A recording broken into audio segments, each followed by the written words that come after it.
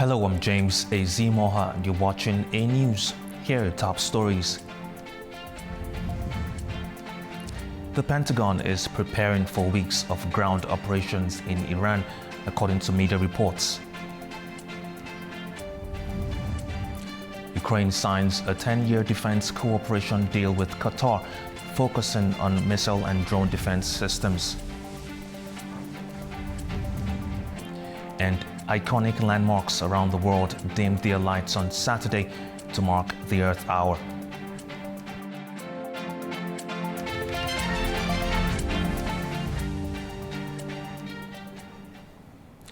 The Pentagon is reportedly preparing for possible ground operations in Iran as the conflict enters its fifth week.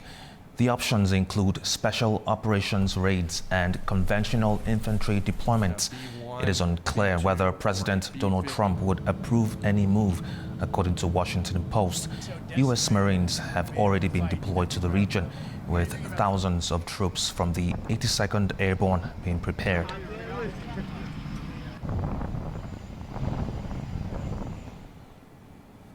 Houthi forces in Yemen say they have carried out a second attack on Israel in less than 24 hours using missiles and drones. The group's spokesperson, Yahya Saree, said the strikes are part of a broader campaign linked to regional allies. The escalation raises concerns over wider instability as the Houthis have previously targeted shipping routes in the Red Sea and beyond. The group has also signaled more attacks could follow in the coming days. The Yemeni armed forces affirm that, in fulfilling their religious, moral, and humanitarian duties towards the free people of the nation on the fronts of jihad and resistance, and in response to the enemy's crimes against the people and the countries of the nation, they will continue, with Allah's help and reliance upon Allah, to carry out their military operations in the coming days until the criminal enemy ceases its attacks and aggression. U.S. Vice President J.D. Vance has commented on the timeline and objectives of U.S. operations in Iran. He suggests the conflict may be short-term. Here's more.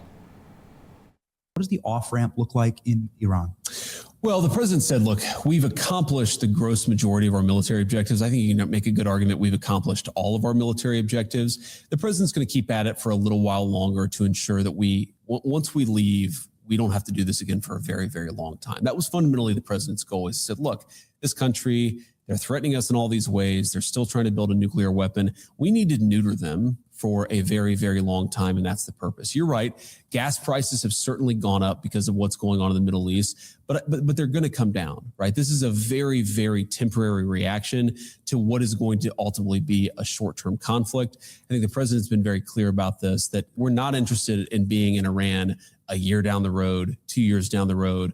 We're taking care of business. We're going to be out of there soon, and gas prices are going to come back down. The war in Iran is now having a growing impact beyond the battlefield. From rising fuel prices to supply shortages, governments and consumers globally are now feeling the pressure. The US-Israeli war with Iran is pushing up global energy prices and disrupting supply chains across multiple regions. Much of the pressure is linked to instability around key energy routes, including the Strait of Hormuz, a major corridor for global oil and gas shipments. In the United States and Europe, fuel prices have risen, prompting increased demand and government responses. European governments have introduced measures to manage the impact. The German government and the German parliament have thus acted swiftly, decisively and proportionately. We are now limiting petrol stations to raising prices only once a day. We are strengthening the cartel office by reversing the burden of proof. Oil companies must now demonstrate why they are raising prices and what their pricing structure is. While Slovenia has imposed caps on fuel purchases, Spain has also introduced support measures, including tax reductions and subsidies to ease pressure on households. We are going to reduce electricity taxes by 60%. We are going to suspend the production tax, lowering the special tax to 0.5%, and we are going to reduce VAT on electricity from 21% to 10%. Del 21% al 10%. Beyond Europe, the effects are being felt in transport and daily livelihoods. Airlines have introduced fuel surcharges amid supply concerns linked to disruptions in key shipping routes. In Somalia, rising fuel costs have forced some drivers to stop working, affecting incomes. Obviously, if fuel availability is affected, running out of fuel is going to have a major impact on all businesses because you're grounded with immediate effect. And then also pricing, you might just not fly because the pricing just gets out of hand and it becomes unaffordable for most people that travel. That will have a major impact, grounding our fleet. In Asia, governments are taking steps to manage supply risks. Japan has announced plans to use strategic reserves, while Sri Lanka has introduced fuel rationing measures. India has also faced shortages of cooking gas, leading to protests linked to supply disruptions. Analysts say the situation highlights the global economy's dependence on stable energy supply routes, with continued disruption likely to keep pressure on prices and supply. Tourism in Jordan is facing renewed pressure as regional tensions impact travel across the Middle East. One of the country's most iconic destinations, Petra, is already seeing the effects, with local businesses and officials warning of a sharp decline in visitors. The ancient rose-red city of Petra, usually filled with visitors from around the world, is now facing a sharp downturn. Jordan's tourism sector, which had only recently begun to recover, has been hit hard as regional tensions escalated following US and Israeli strikes on Iran. Once busy pathways now see far fewer tourists, with local businesses feeling the impact almost immediately. The cancellation rate of tourist bookings has already reached 100%, and the occupancy rate of hotels is extremely low. Petra, a UNESCO World Heritage Site and Jordan's most iconic attraction, relies heavily on tourism, leaving it particularly exposed to sudden shifts in visitor numbers. From souvenir vendors to animal handlers, those who depend on tourism are now struggling to sustain their businesses. Right now, all of us are gritting our teeth to get by. Many have started cutting back and responding cautiously. But if this drags on for another 2 to 3 months, it will be extremely difficult. Authorities in Jordan say they are introducing measures to support the sector, while also seeking to reassure visitors that the country remains stable. However, industry insiders say any recovery will depend on how the wider regional situation develops, with uncertainty continuing to weigh on travel decisions. Ukrainian President Volodymyr Zelensky has secured long-term agreements with regional partners aimed at expanding its defense ties in the Gulf. Kyiv signed a 10-year defense cooperation deal with Qatar, focusing on missile and drone defense, with a similar agreement planned with the United Arab Emirates and Saudi Arabia. The move comes amid heightened tensions in the Middle East and uncertainty over Western military support. Meantime, more than 200 Ukrainian specialists have been deployed to Gulf countries to advise on countering drone attacks. Zelensky also agreed on diesel supplies for a year to Ukraine, but provided no other details. We're interested in ensuring that beyond aid, this is a mutually beneficial partnership. There are several areas. The first area is weapons, manufacturing, exchanging expertise, and exchanging scarce resources that one country lacks but the other has. The second area is long-term energy cooperation. We are talking about a 10-year partnership. We have already signed the agreement with Saudi Arabia, and we have just signed a similar 10-year agreement with Qatar. We will also sign a 10-year agreement with the United Arab Emirates. It will happen within the next several days. Yesterday, I secured a diesel supply agreement for at least a year. Moving forward, this is a matter for our companies and local firms. The use of all the diesel and gasoline for the entire country, including the military, that amounts to 700,000 tons per month.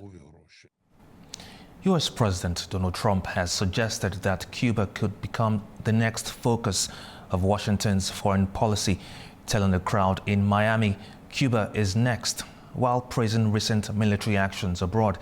Though partly delivered in a joking tone and without specific details, the remark is being seen as a possible sign of increased pressure on Havana. Well, you know, when I went into Venezuela, I said, because I campaigned on the fact peace through strength, you wouldn't have to use. I built this great military. I said, you'll never have to use it, but sometimes you have to use it. And Cuba's next, by the way, but pretend I didn't say that, please. Pretend I didn't say that. Please, please, please, media, please disregard that statement. Thank you very much.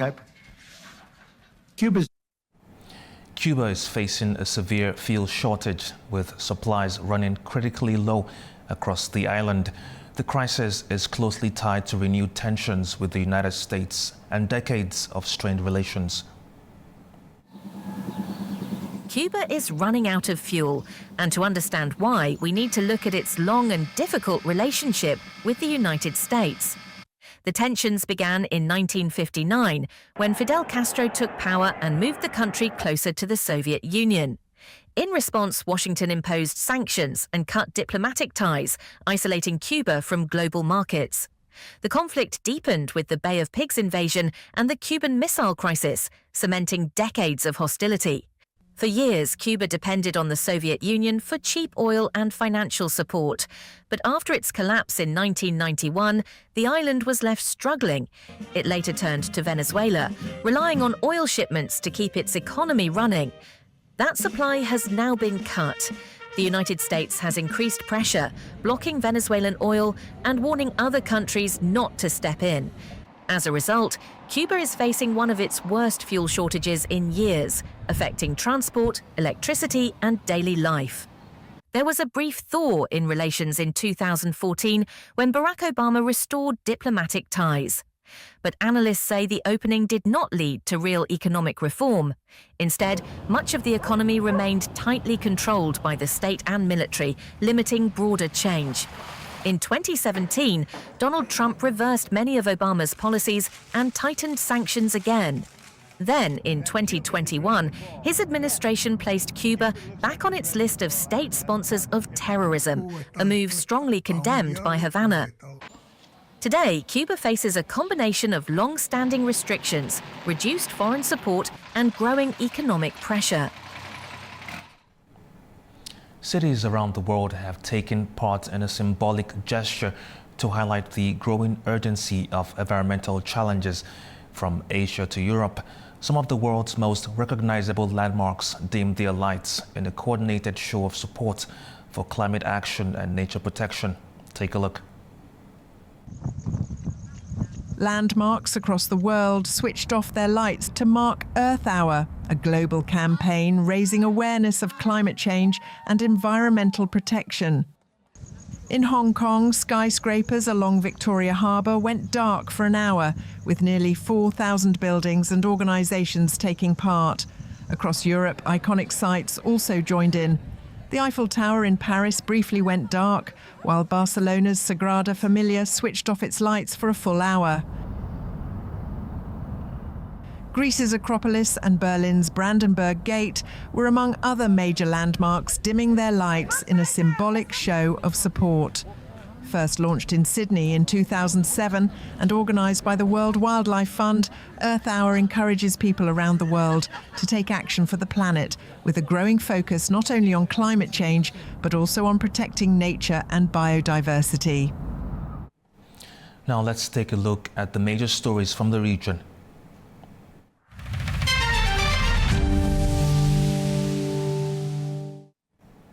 Egypt and Turkey's foreign ministers have arrived in Pakistan for talks focused on Iran as regional efforts to ease tensions continue. Turkish Foreign Minister Hakan Fidan and Egyptian Foreign Minister Badr Abdelati arrived in Islamabad ahead of two-day talks with Pakistan, Saudi Arabia and Egypt. The meetings will focus on de-escalation efforts and the direction of potential negotiations linked to the Iran conflict. Pakistan has offered to host possible US-Iran talks as part of wider mediation efforts. Iran's Foreign Minister Abbas Araghchi has thanked Azerbaijan for its humanitarian assistance and support in facilitating aid deliveries from other countries. Araghchi said in a statement on X, "I express my gratitude to the government and people of Azerbaijan for the humanitarian aid, as well as for the conditions created for the delivery of aid from other countries."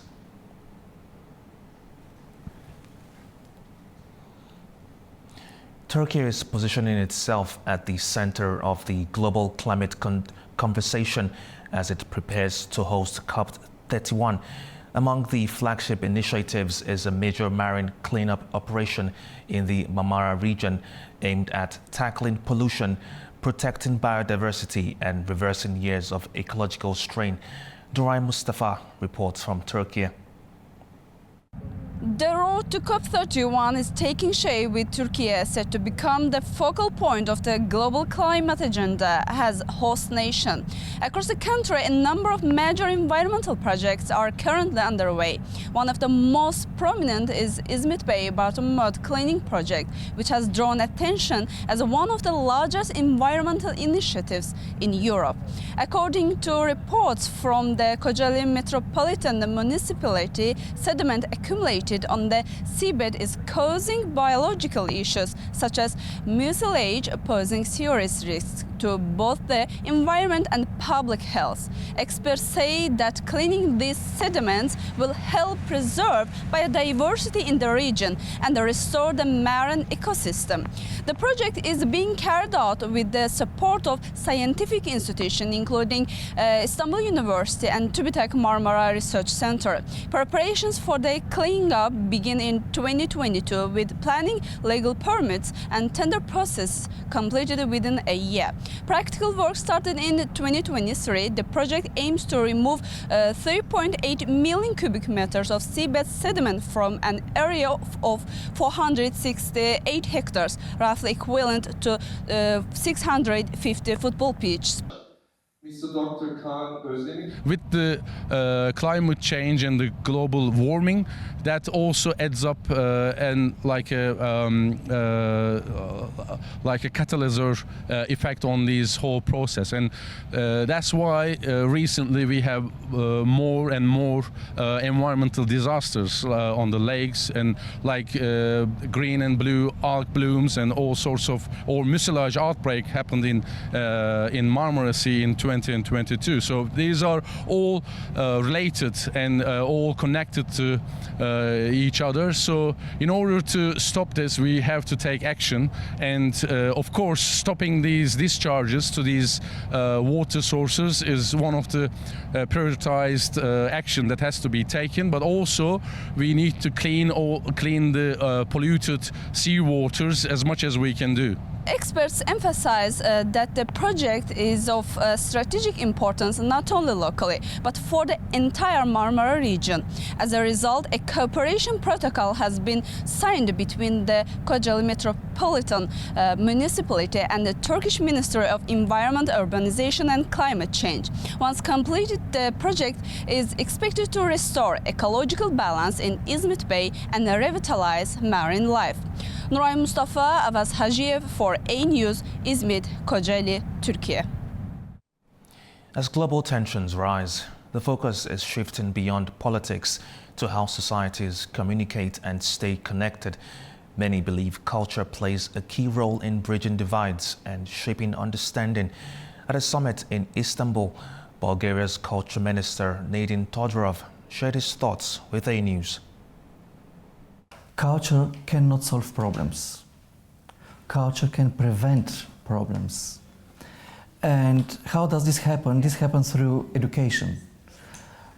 Education is something that we are missing today. And I don't mean learning about history, mathematics, or language, or whatever.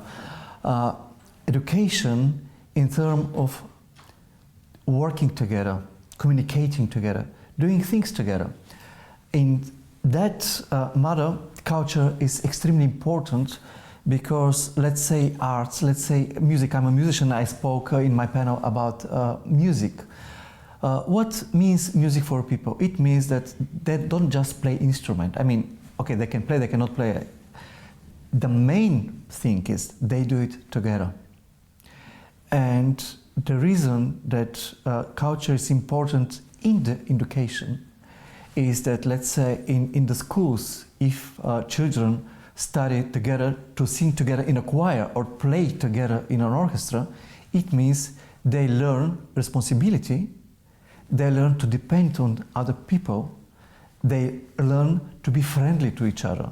And this is communication too. And this is very important to be learned in the schools, because later it's much more difficult. In the last decades, people don't study this anymore in the schools so much in most countries. And what can we see as a result?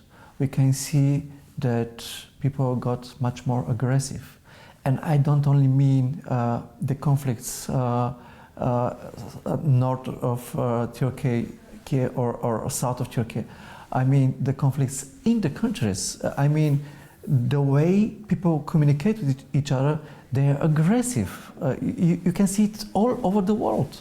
Soft power is the way to learn how to communicate to each other so that we prevent all this that is happening today. The biggest way to influence today is the digital place. I mean, the social media. Facebook for older people like me, or Instagram for younger people, or TikTok for even younger people. So in other countries, there are different social medias that are important, like X, like Contact, or whatever. But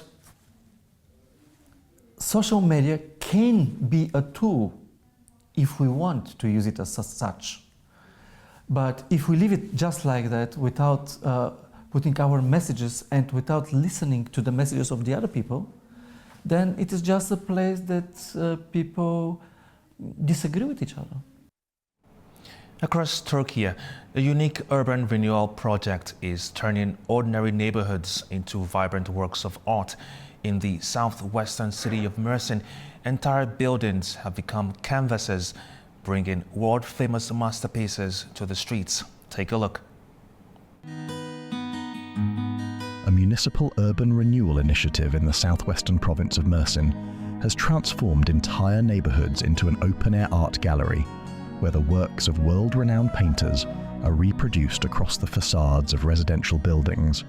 Launched in 2017 by the Toroslar municipality, the project initially focused on aging, weather-worn buildings in the Akbelen and Güney-Kent districts, areas once marked by deteriorating urban landscapes.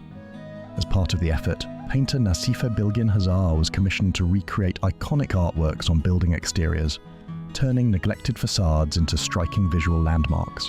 Her large-scale reproductions draw inspiration from masters such as Vincent van Gogh, Pablo Picasso, Frida Kahlo, Salvador Dali, and Leonardo da Vinci, alongside prominent Turkish artists. The transformation has redefined the visual identity of entire neighborhoods, with rows of buildings now covered in vivid colors and intricate compositions. Locals have come to call them the painted buildings, offering passers-by an immersive experience, more like walking through a curated exhibition than a residential area. It has become like an open-air museum. Because the buildings stand side by side, walking through the area feels like touring a gallery. The project has received widespread attention. Even today, I still come across images of it on social media. It proved to be the right initiative. Hazar says the goal was to make art accessible to everyone, bringing world-class creativity directly into daily life. Nearly a decade on, the murals continue to attract visitors from across Turkey, many travelling specifically to see and capture the artworks, boosting both cultural visibility and tourism in the city. Well, that's all we have for now. Thank you for watching. Stay tuned to A News.